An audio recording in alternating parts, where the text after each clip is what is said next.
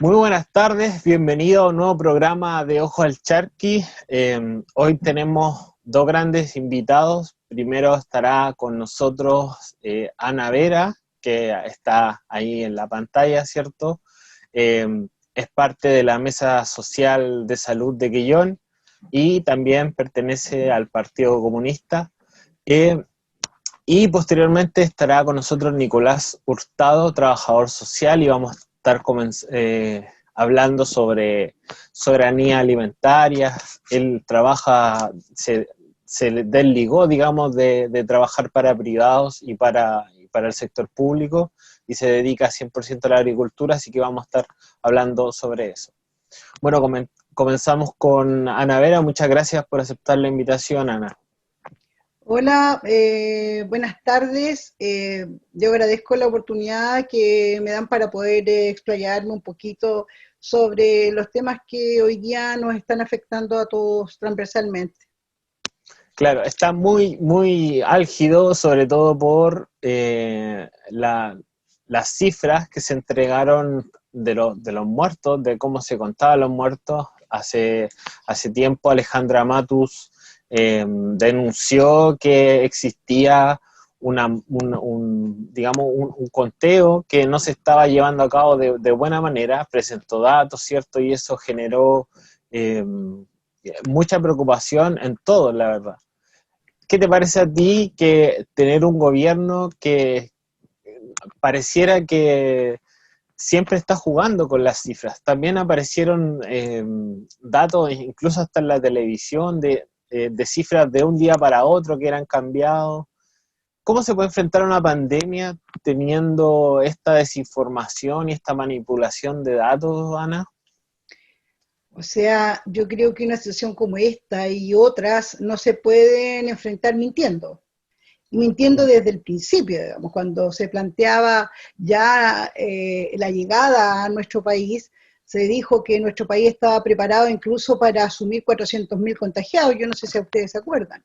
Claro. Se dijo que teníamos asegurada los respiradores artificiales, porque había una donación de China, después eso fue desmentido y pues fueron apareciendo de a poquito los ventiladores. O sea, yo creo que una pandemia y ninguna otra cosa en la vida se puede enfrentar en base a mentiras, ¿ya? Porque para poder planificar en cualquier área de la vida y en este especialmente, hay que partir con las cifras correctas para ver de qué manera se enfrenta con los recursos que existen en el país. Recursos que obviamente no son suficientes porque las políticas del Estado a través de diversos gobiernos han sido debilitar la salud pública en función de fortalecer la privada, y eso evidentemente ha generado un colapso en el cual estamos hoy día imbuidos. El tema es que lo ideal es que no haya ningún fallecido, porque eso implica un dolor tremendo para la familia, y más aún en estas circunstancias que ni siquiera se le puede despedir con la dignidad que merecen. Entonces, obviamente, este gobierno es un desastre en general, y especialmente en esta situación de pandemia que tenemos hoy día, porque objetivamente han mentido desde el primer día, preocupándose principalmente de generar condiciones para resolver las supuestas crisis del gran empresariado, ¿ya? De eso se han preocupado, ese ha sido su primer objetivo, y luego están los otros, ¿ya? Aquí la vida no estaba en el tope de las prioridades, y eso ha quedado demostrado por lo que estamos viviendo hoy día. O sea, la realidad muestra lo que es nomás en el fondo. Claro. Bueno, el Ministerio de Salud ha sido ampliamente criticado desde todas las trincheras, incluso desde su mismo sector. Eh, pero no quiero preguntarte, digamos, lo mal que lo está haciendo. Quisiera saber si es que existe alguna ventana, digamos, tú que estás ligada al partido, esto se conversa, digamos, qué es lo que podría hacerse, porque de alguna manera cambiar al ministro de Salud, el gobierno tiene historia con respecto a los cambios de ministro, que finalmente pareciera que sale uno y entra uno peor, entonces, o uno más terco. Entonces, ¿será realmente Esa bueno es la cambiar? solución, dices tú. Claro, No, ¿por dónde tú ves la yo, salida? o sea, objetivamente esto es un gobierno que no ha dado el ancho para satisfacer las cuestiones que son básicas en este país, no solamente en temas de salud. Ahora, el tema del Ministerio de Salud obedece, digamos, una política de este gobierno, ¿ya? Porque para poder realizar acciones que impidiesen, pues ya no lo hicieron, impidiesen el desastre, tenían que estar formuladas soluciones que involucraran a otros ministerios también, ¿te fijas? O sea, los presupuestos de los últimos años para salud han sido ínfimos en relación a otros países donde han soportado bien la crisis de la pandemia. Eh, por otro lado, te plantean desde el principio quédate en casa. Yo, claro, la gente que se puede quedar en casa sin ninguna dificultad económica no hay problema. A ellos está claro, le podrán reclamar si no lo hacen, como ocurrió, ¿no? Pero a la gente a los ciudadanos chilenos, compatriotas nuestros, que tienen que salir a buscar el sustento para su familia, no le podéis decir así tan suelto cuerpo, quédate en casa, pues si el Estado no se hace cargo tampoco de su situación económica. Y en eso no solo tiene que ver con quienes no tienen ingresos, sino también con los trabajadores de distintas áreas de la economía nacional que todos estuvimos obligados a seguir trabajando, digamos, porque si no, no se para la olla, porque no hay una familia potente atrás, me refiero en términos económicos, no hay gente que tenga herencias cuantiosas, ni empresas inmensas, la gente común y corriente de este país trabajamos. Y eso nos hace obligatoriamente ir al trabajo para poder seguir manteniendo a la familia, porque una buena parte también lo recibe, ni siquiera las ayudas, entre comillas, que el gobierno destinó, que son bastante ínfimas, donde también se vio que los intereses que estaban cuidando eran otros, porque si tú te fijas, hubo una tremenda discusión con respecto al ingreso de emergencia, que terminó siendo 65, de ahí para abajo, que hubo una tremenda discusión por una cantidad tan baja, y luego deciden enviar estas cajas, ¿no? 2,5 millones, que ya llevan no sé cuántos días repartiendo, y todavía no creo que lleguen al millón, y que tiene un monto determinado en recursos que pudieron perfectamente haberse incorporado a este ingreso y la gente pudo haber comprado lo que necesitaban y en los negocios del barrio, que también necesitan moverse porque si no también se va a generar luego una crisis mayor. Entonces, hay una serie de medidas que no se tomaron. Hoy día se está planteando un impuesto a los súper ricos de un 2,5% y hay un rechazo espantoso de parte del gobierno y de otros sectores de la política nacional porque poco menos dicen que con eso la economía se va a ir a la punta del cerro. Entonces uno dice, ¿qué ha pasado con esa gente que ha ganado miles y miles de millones de dólares durante estos años de felicidad para ellos, ¿no? De las políticas que se han implementado en favor de ellos? Entonces, ¿qué hicieron con toda esa plata que ganaron? ¿Ya? Y cómo en 2 meses para una empresa potente les llega a la quiebra, ¿te fijas? Es muy extraño eso. Entonces, también eso da cuenta de que el sistema neoliberal finalmente no es tan maravilloso como ellos nos han planteado durante todo este tiempo, ¿ya? Porque es la solución para todo. Desdibujar el Estado, debilitarlo, para dar mayores garantías a la empresa privada, que eso no está mal, digamos, que haya empresa privada para que les quede claro, porque después me acusan y nos acusan de que nosotros estamos en contra de la empresa privada. El punto es que no se puede superponer todo lo que es la empresa privada por sobre el Estado, porque después ellos mismos andan pidiendo, como dicen vulgarmente, agüita al Estado para salvarse a la hora de las pérdidas, ¿no? Pero a la hora de las ganancias no quieren repartir nada. Entonces yo creo que ahí hay varias alternativas para mejorar la situación, que hoy día ya es potente, que pudo haber sido distinta, pero que hoy día ya es potente en términos de lo que se requiere para bajar la curva realmente y también para dar solución a un montón de personas que están pasando objetivamente hambre en este país. ¿Y tú hubieras sido partidaria de una cuarentena total desde el principio como lo hizo Argentina?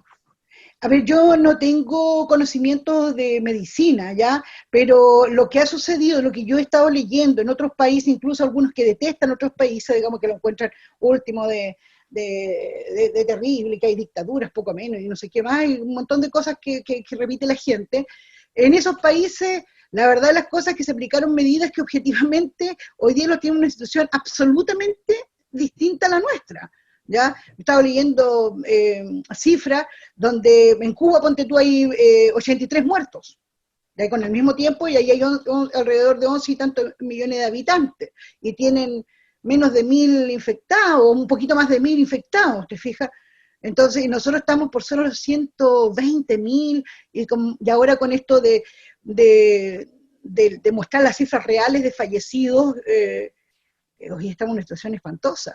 Entonces, bueno, hay que sacar cuenta de eso, qué es lo positivo que han hecho esos países respecto de este tema y de otros, ¿ya? Porque el tema de salud de Chile hoy día no solo se muestra en el resultado de la pandemia, el tema de salud en Chile es grave desde antes.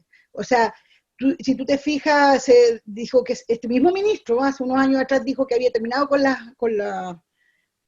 las listas de espera. Eso fue una mentira, una tremenda mentira, y quedó demostrado. Entonces, aquí en nuestra propia comuna, a mí me consta ya, porque hay algún tipo de nexo cuando hay personas que necesitan horas, y es terrible tratar de conseguírsela, ¿te fijas? Es terrible. A veces pasan años y otros han esperado hasta la muerte, así textualmente, porque han ido funcionarios a entregar a darle la hora o a avisarle de la hora cuando la persona ya está incluso en el velorio. Eso es real, es sucedido. Entonces el problema de la salud en Chile es mucho más profundo y tiene que ver con la importancia de fortalecer lo que es la salud pública, y sobre todo lo que tiene que ver con prevención y promoción, porque no sacamos nada de tener unos tremendos hospitales si no hacemos prevención de las enfermedades que luego generan, si lo quieren ver así, digamos, de parte de algunos economistas, generan más gastos al Estado. La mejor inversión es en promoción y prevención.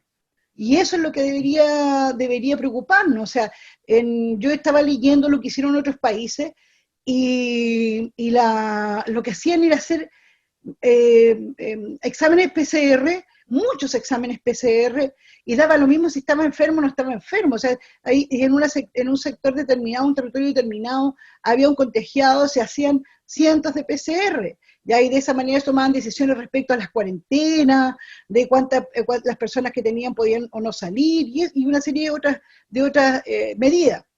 Entonces yo creo que es una cuestión mucho más profunda. Yo creo que si no sacamos lecciones una vez que esto se atenúe o termine, y que tampoco tenemos ninguna certeza de cuándo va a ser, si no sacamos lecciones de esto, o sea, no tiene sentido entonces todo lo que hemos pasado. Tenemos que sacar lecciones para mejorar. Uh-huh.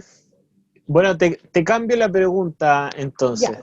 Entiendo bien que el tema es de fondo. Sabemos que Chile es un país que pasó por un proceso de privatización importante y de disminución del Estado. Uh-huh. Quizás Cuba está un poco alejado de la realidad nuestra, que somos un país ultraconsumista, donde la mayoría de las cuestiones quizás ingresan desde afuera, ¿cierto?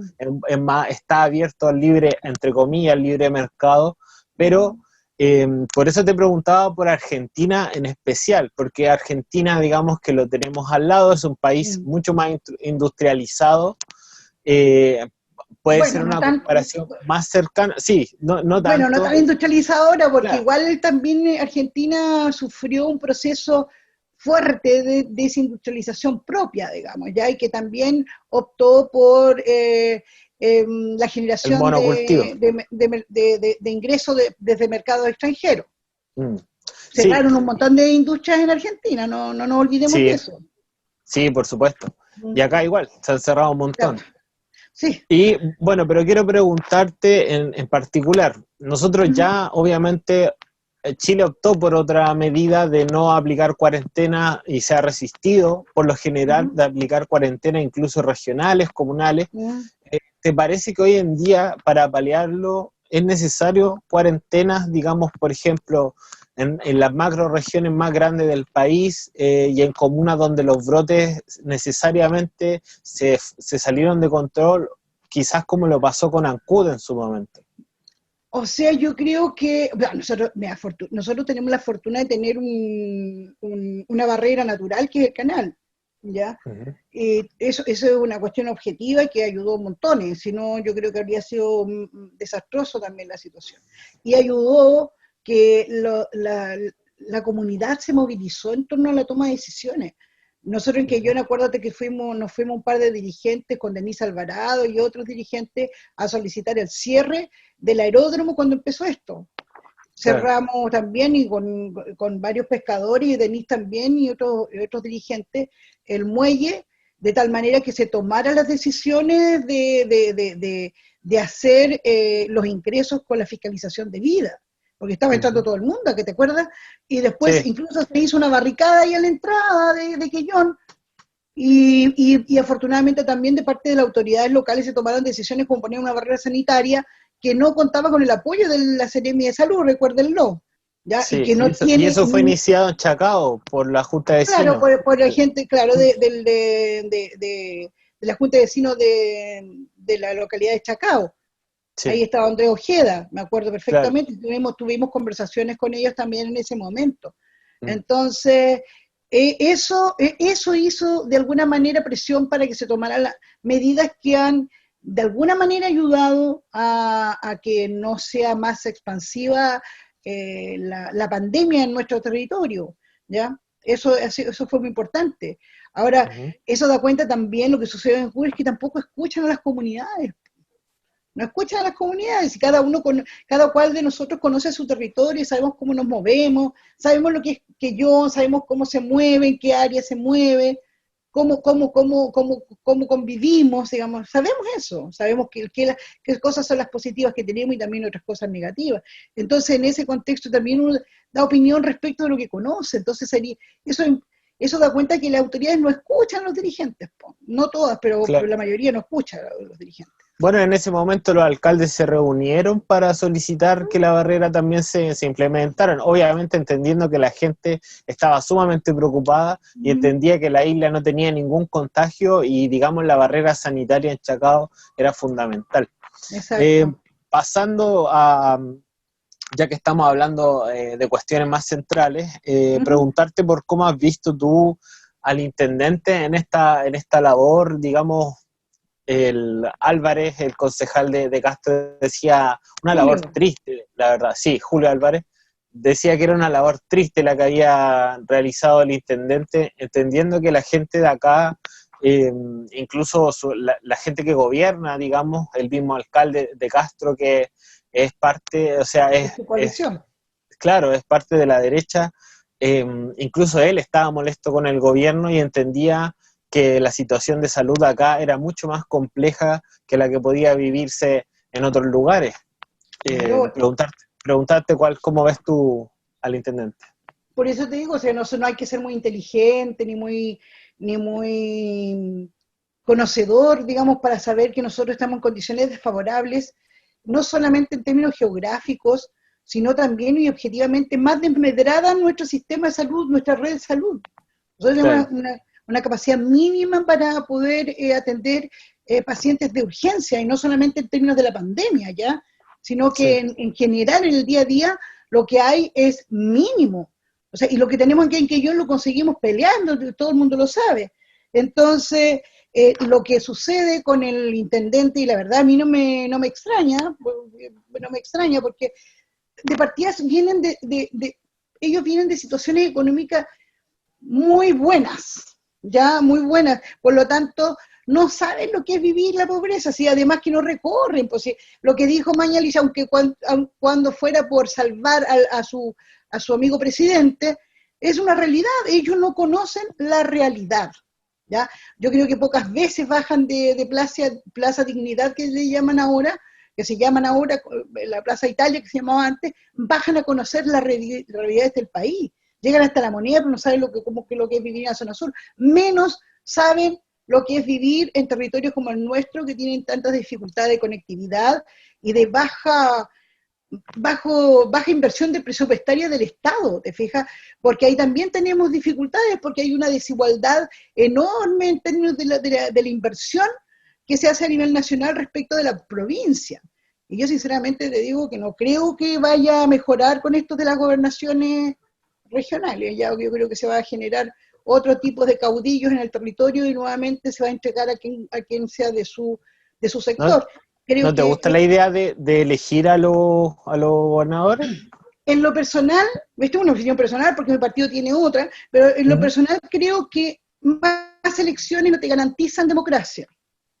La democracia pasa por generar efectivamente participación en la toma de decisiones, ¿ya?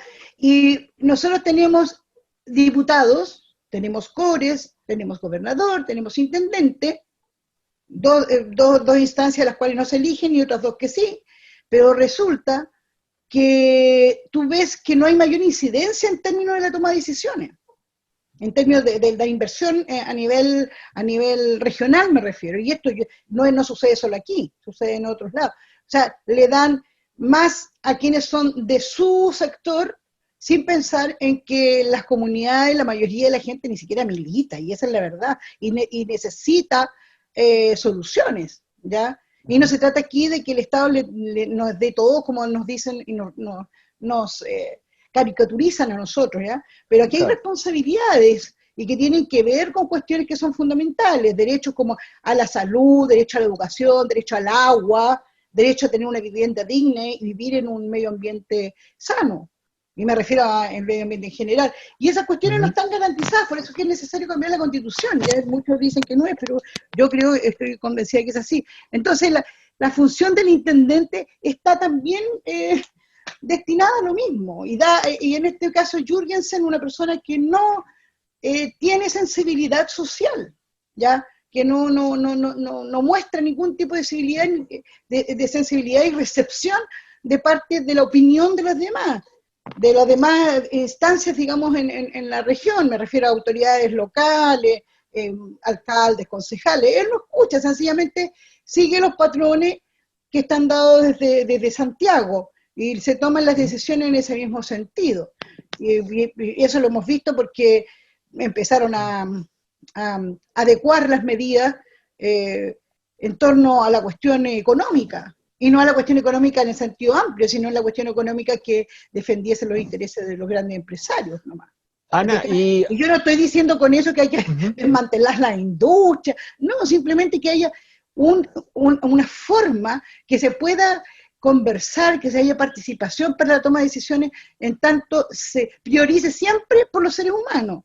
Y de ahí ujú. vamos viendo cómo vamos adecuándose los demás. Pero aquí se partió desde un principio, en el país y en nuestra zona, pensando, y lo decían, no, que aquí lo que es principal es que hay que cuidar la economía. Y mira tú, en 2 meses lo que era tan maravilloso se cae como una castillo de naipes. Bueno, consultarte a propósito de eso, ¿cómo has visto al alcalde de Quillón y también cómo has visto al alcalde? Porque se reunieron al principio, acá estuvo Marcela Ramos, que también es dirigente de la Junta de Vecinos, de la Federación de Junta de Vecinos, y ella decía, bueno, se juntaron un par de veces, pero al final eso no fluyó, no pasó nada después de eso y la verdad que pareciera que en un momento como este lo fundamental sería tener a los municipios unidos. ¿Cómo ves tú el balance desde Quillón y también en toda la isla? Bueno, a nivel nacional es evidente, fue evidente y sigue siendo evidente el rol fundamental de los alcaldes, pero que tiene que ver con el conocimiento de su territorio, ¿ya? Pero Claro. también nosotros sabemos lo que implica poner en, en los hechos, digamos, en las medidas, porque eso requiere recursos, ¿ya? Y en nuestras comunas, o sea, como las del territorio de Chiloé, los recursos que llegan son re pocos, por esto mismo que te estaba diciendo anteriormente, por Claro. esta forma, digamos, en que se entregan los recursos a nivel nacional y las priorizaciones que se hacen, ¿ya? Y Porque por la es cantidad de distinto. habitantes también. Claro, es distinto pues, la cantidad de plata que se le otorga per cápita a una persona que vive en Las Condes, Barrenechea o Vitacura, a una que vive en Ancú, Castro, que yo no achavo, ¿te fijáis? Entonces, los recursos son pequeños. Aún así, yo creo que los alcaldes jugaron un rol fundamental, más allá, digamos, los que hacen show en la televisión, eh, que eso es un tema, otro tema que hay que tocar de cómo se han manipulado los medios de comunicación. Pero los alcaldes sí han tomado decisiones que a mi parecer han sido algunas más acertadas que otras. Yo no voy a entrar a juzgar eso ahora porque todavía queda mucho por camino por recorrer en esta situación, pero yo creo que sí hay algunos que escuchan más que otros, digamos. Y obviamente lo que sucedió con los alcaldes de Chiloé, en un principio era muy promisorio. Nos gustaba a todos que se vieran unidos defendiendo los intereses de los habitantes del archipiélago. Sin embargo, al paso de los días, se notó la mano del gobierno, y esa unidad que vimos en términos prácticos se fue diluyendo, y diluyendo en términos de que hubo toma de decisiones como abrir el mall, ponte tú, en Castro. Y ahí se notó. O incluso incluso en Ancud, yo no quiero ser mal pensada, pero no hay que tener muchos deditos de frente, como se dice vulgarmente. En Ancud incluso se estuvo postulando la idea de volver a clase. Hay una encuesta incluso que hizo el alcalde del municipio, no sé si ustedes se recordarán. Y eso develaba una intención. Entonces, al poco andar, cada cual fue poniendo, digamos, en sus decisiones la orientación que tenían, y desde mi punto de vista, y no me cae la menor duda, que fue dada porque los presionaban desde el gobierno. Y bueno, y ahí se quedaron algunos alcaldes solos, apoyando a otros que a nivel nacional tenían espacio para poder comunicar las ideas, digamos, a nivel nacional, te fijas, porque por eso te decía que los medios de comunicación son tan importantes en este asunto, porque les dan todavía puro espacio a alcaldes de derecha. Yo digo, pues flauta, ¿a qué hora trabaja esa gente? Porque todas las mañanas están ahí en los matinales. Y de vez en cuando a otros que podían transmitir las ideas de algunos alcaldes que hacían exigencias que eran lógicas. Ya no estábamos hablando aquí de que haya idea casi de genios, ya estamos hablando de cuestiones que dan cuenta del conocimiento de su territorio, en el fondo, te fijas, y lo que era necesario. Y les dio la razón, te fijas, porque por un lado, Mañalich se negó permanentemente a hacer cuarentena en la región metropolitana, y después tuvo que hacerlo. ¿Ya? Y después tuvo que hacerlo, pero cuando ya estaba la tindalá. Hoy día se resiste hacer cuarentena en Valparaíso, donde también ya está saliéndose de control todo. ¿Te fijas? Los alcaldes, incluso Jadwe le dijo que la atención primaria de salud podía apoyar haciendo el seguimiento de los casos de infectados. Y Mañalich le dijo rotundamente que no, porque eso afectaba la confidencialidad, como si los funcionarios de la atención primaria de salud no estuvieran sujetos a lo mismo, ¿te fijas?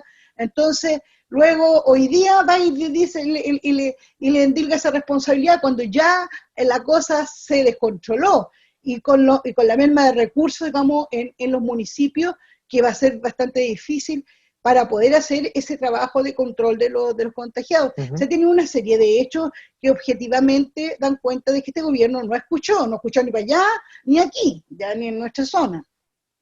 Ya, pero quisiera preguntarte por Cristian Ojeda. ¿Qué te parece la gestión que ha hecho? ¿Tú crees que ha sido blando? ¿Tú crees que ha estado bien? Dime algo con respecto al alcalde de Quillota. Yo creo que ha tomado decisiones acertadas.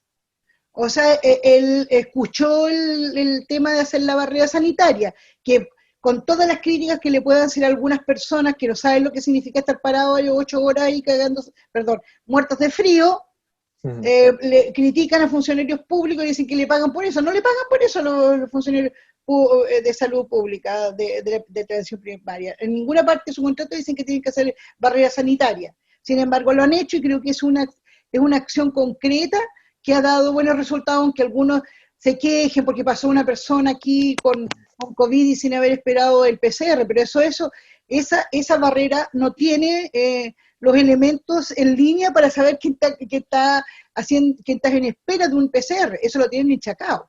Entonces hay una responsabilidad, una vez más, de la Seremi de Salud, que no entendemos cómo reflauta pasó esa persona, ¿ya? Pero de que la barrera sanitaria ha funcionado, ha funcionado. El hecho de que se hayan desplegado más funcionarios públicos a la atención en las casas, ¿ya? Que es parte de la atención primaria, que era uno de los objetivos del cambio de la atención primaria, esto de salud familiar, y que hoy día está sucediendo. Entonces, tremendamente importante, y el hospital también tomó esa decisión. Entonces, hay cuestiones que sí, efectivamente son positivas, ¿ya? Ahora, cuando no hay recursos, tú no puedes esperar que el municipio resuelva todo, sobre todo lo que es temas de falta de alimentos. Eso se ha hecho con voluntariado, que hay que darle las gracias a muchachos que desinteresadamente y sin hacer aspaviento de la solidaridad han ayudado.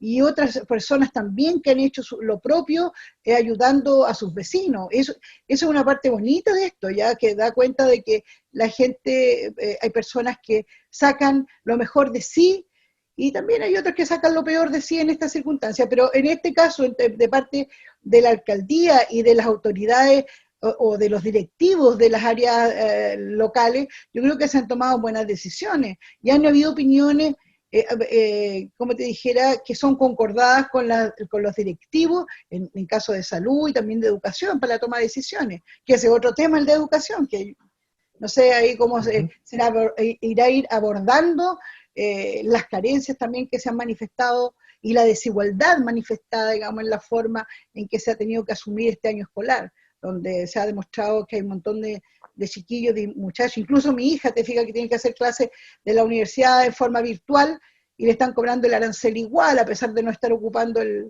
los recintos universitarios ni ningún recurso universitario. Pero aquí hay cuestiones que son graves, como por ejemplo que hay chicos que no tienen internet, que no tienen energía incluso en algunos sectores, en el campo. Y eso también pasa. Esa toma de decisiones del ministerio, en este caso el Ministerio de Educación, pasa porque no conocen las realidades, las distintas realidades y las tremendas desigualdades y las distintas desigualdades que existen en nuestro país. Bueno, estamos conversando con Ana Vera, que es de la Mesa Social de Salud de Quillón, y también estaba mencionando una cuestión de educación. Nosotros hicimos una entrevista a Luisa Paredes hace muy poco, la pueden revisar en nuestro fanpage de Facebook y en Instagram también está la entrevista que se refiere también al tema de las presiones y cómo han tenido que verse los chicos de la isla en general con todas estas cuestiones de... Claro. Bueno, preguntarte también bueno, hemos hablado mucho del gobierno, pero ¿qué te ha parecido un poco la gente? Se aprobó la ordenanza municipal para que la gente que ande sin mascarilla en las calles sea multada. ¿A ti te parece que existe gente que todavía no le toma el peso realmente, o tú ves que esto está propiciado por la forma en la cual se está llevando la pandemia del parte del gobierno central?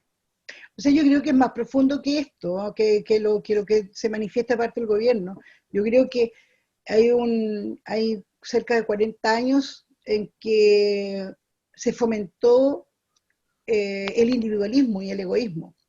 Yo no creo que la gente sea mala de por sí y de que la gente quiera joder de por sí, de que la gente no le importe contaminar y contaminarse de por sí. Hay una cuestión mucho más profunda que tiene que ver incluso con las cuestiones más del inconsciente, ¿ya? De la cultura en la que hemos estado sumidos durante todos estos años, cómo hemos sido permeados, cada cual menos, cual más, digamos, con esta cultura del egoísmo, del individualismo. Entonces, claro que yo o sea, creo que la mayor responsabilidad es del gobierno, porque es él que tiene que dar las señales correctas y adecuadas en el momento correcto y adecuado.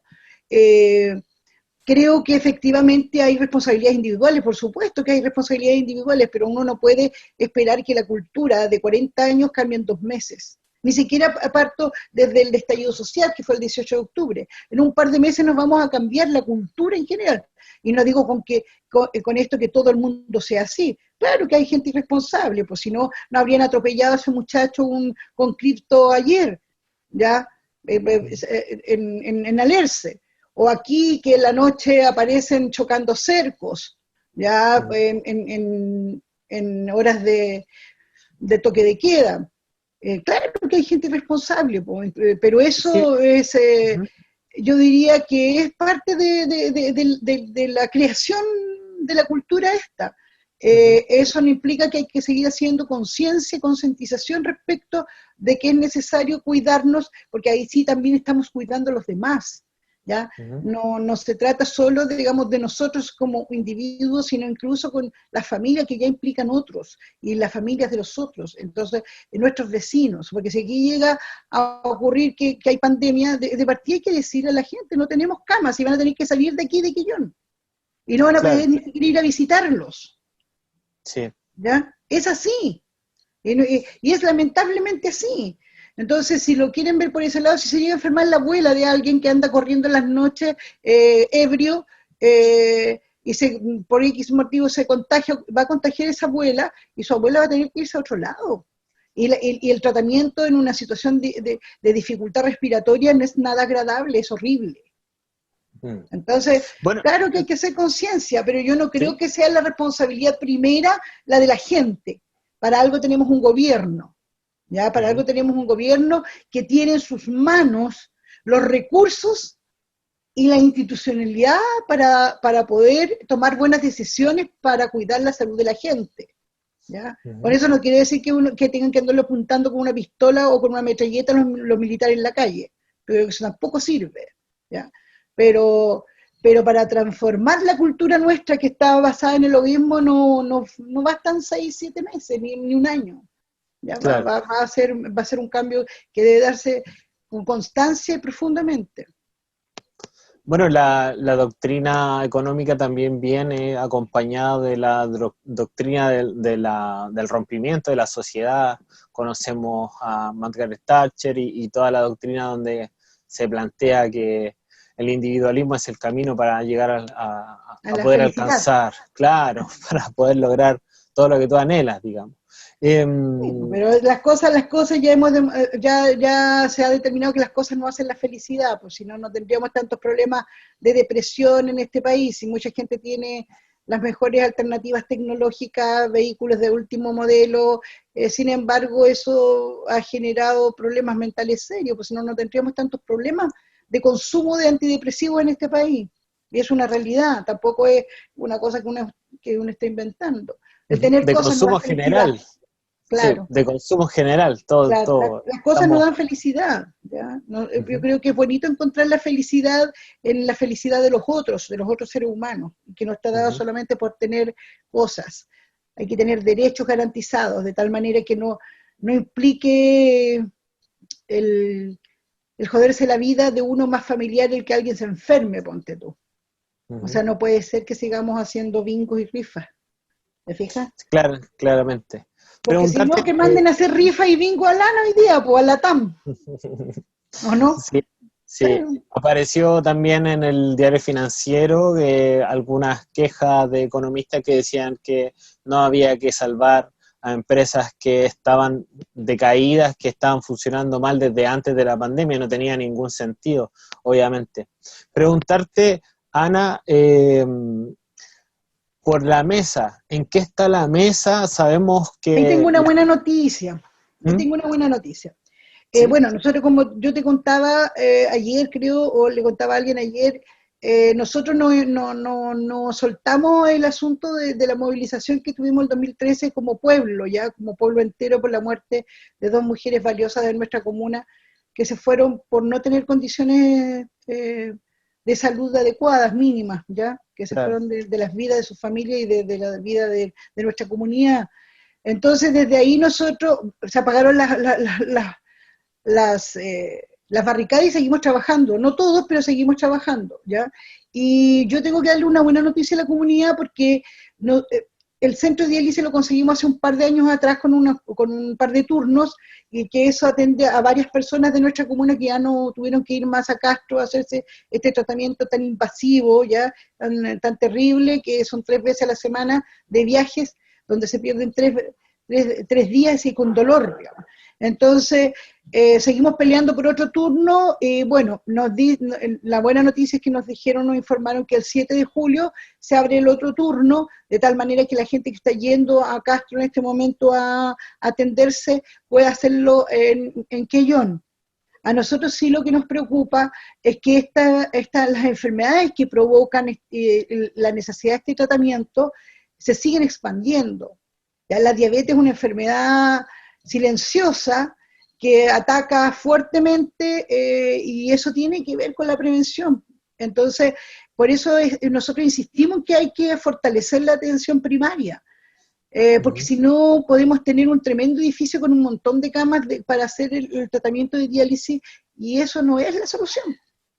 No es seguir invirtiendo en salud hospitalaria, sino que hay que invertir en atención primaria de salud ligada a la educación, de tal manera que tengamos una mejor forma de vivir para no enfermarnos. Pues la idea es no enfermarnos, no es tener soluciones, bueno, y tener claro, obviamente, cuando tengamos que asumir las enfermedades, tengamos el derecho a hacerlo de una manera tal que no provoque una hecatombe familiar. Así que hay una buena noticia por ese lado. Sabemos que el hospital ha aumentado más de o sea, ya, y Cristian Gallardo lo sabe, porque él ha ido más constantemente que yo a la construcción del hospital, ya va más de un 55% construido. Lo que nos preocupa sí son las obras adicionales, las que tienen que ver con las aguas lluvia, agua potable, los accesos, tienen que haber ahí tienen que... y viene la implementación también, que es todo el montaje interno. Claro, no, pero es que eso está considerado en los recursos. Ya, ahí incluso va a haber por fin una cámara hiperbárica como la gente en Quellón, que es una de las mentiras de Mañalich, porque nos mandó una cámara hiperbárica que no servía para nada. ¿Ya? Otra de las mentiras de Mañalich. Entonces, está bien, si su apellido está muy bien, ya lleno de mañas Mañalich.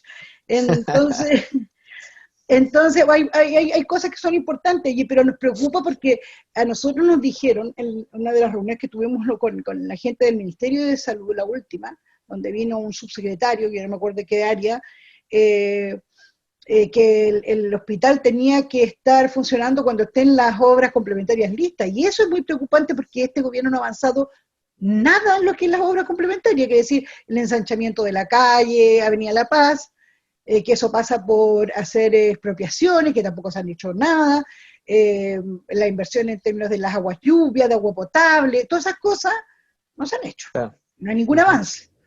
Entonces eso nos preocupa montones porque obviamente hoy día todo el mundo está preocupado de la pandemia, pero hay recursos asignados a esto, o sea, los profesionales y el gobierno debería estar trabajando con sus profesionales en esa área, porque no todos están dedicados a la pandemia, digamos, porque todo lo que es agua potable y todo el uso del río, eso, bueno, es una cuestión que obedece a otras instancias y otras instituciones del Estado, y eso no se ha avanzado absolutamente nada. Ana, te quiero hacer la última pregunta. Mira, yo he entrevistado, creo que alrededor del 70% de mujeres de ¡Qué Castro bueno! y de Quellón, sí, pero no ¡Qué por bueno una que sean mujeres, oye, porque nos invisibilizan bastante! Sí, y me llama mucho la atención, o sea, no es que yo esté, digamos, Sorprendido.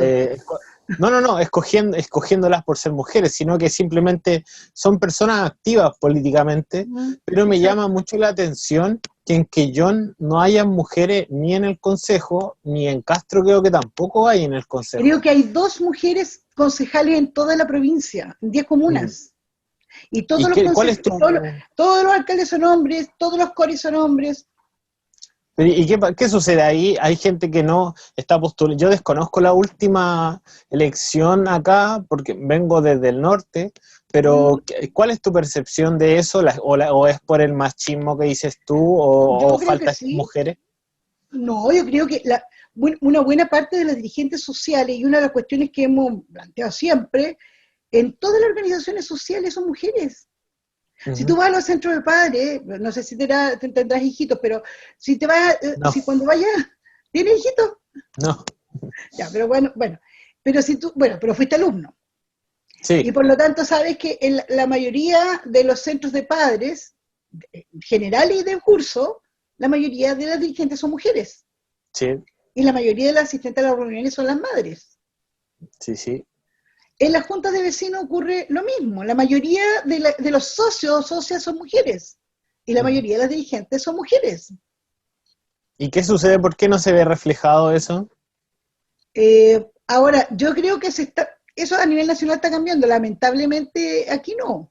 Aquí yo pienso que hay un machismo muy exacerbado.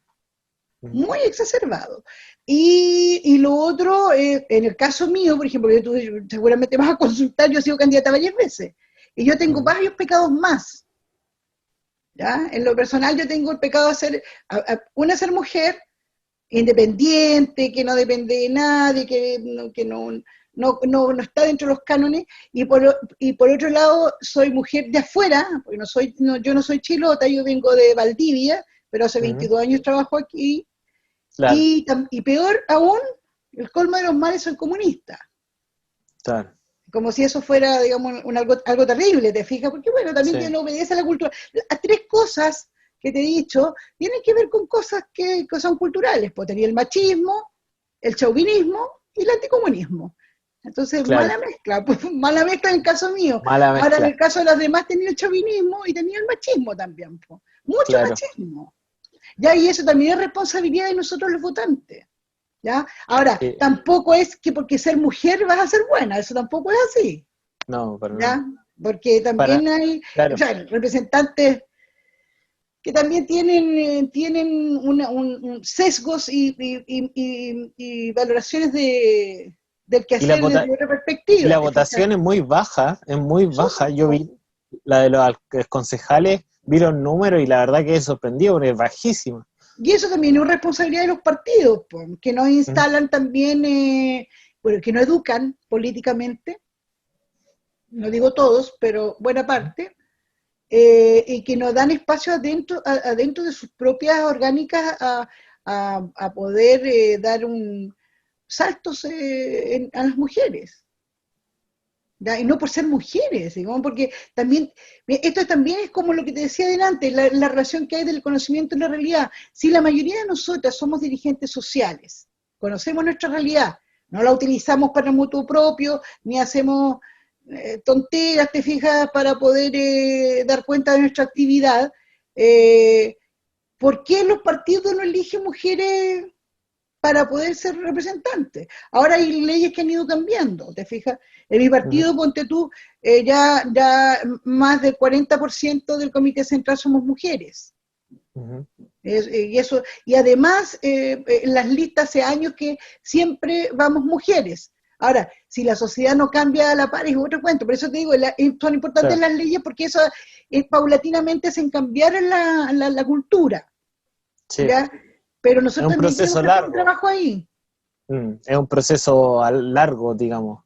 Sí, pues, o sea, yo te digo, Ujú, sinceramente, a mí me impacta esto de cómo, por ejemplo, te voy a poner a mí en lo personal, y voy a hablar de mi caso porque que lo conozco perfectamente, digamos, no para no hablar de otras personas, es impresionante cómo le buscan a uno fallas, errores, o tratan de ponerle ciertas etiquetas, y resulta que callan absolutamente con cosas que hacen los hombres que están en política y toman decisiones. ujú. Y callan, los invisibilizan, no solamente errores, hablo incluso de hechos de corrupción. Entonces a los hombres los cuidan, los meten en, no sé, en una burbuja de tal manera que nadie les haga daño. Sin embargo, a nosotras las mujeres, y en el caso particular mío me ha hecho pebre por ser eh, por primera vez asumir una responsabilidad que me pidieron en el trabajo comunitario en salud primaria. Yo nunca había recibido un peso de lo público, nunca. No he tenido subsidio estatal, no he tenido casa a través del Estado, no he tenido gratuidad escolar, nada. O sea, solamente la educación de mis dos hijas, enseñanza media y básica.